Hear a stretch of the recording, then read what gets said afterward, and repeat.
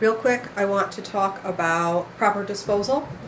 There is obviously a lot of waste that comes from this. There are the trimmings from the hide, there's the scrapings, there's the dust.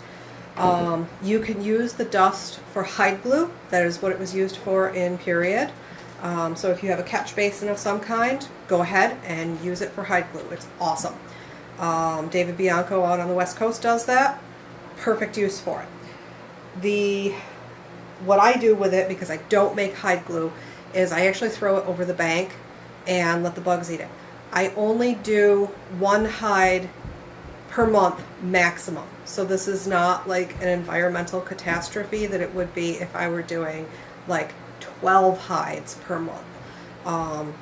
If you're doing something on a wider scale, it would be a good idea to look into your state approved state disposal methods for tanneries and that sort of thing.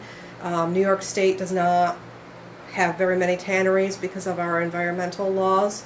My impact is so small, and I'm not selling this, so we don't, that's not something that we really worry about.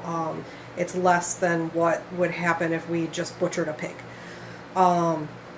So that is something to consider. Where are you going to dispose of this?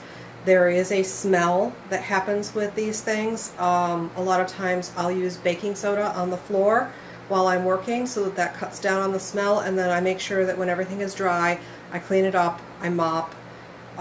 Sometimes I'll use baking soda and vinegar. It just depends. Use tarps if you need to. Just be careful not to slip on your tarps. And make sure that you clean all of your tools.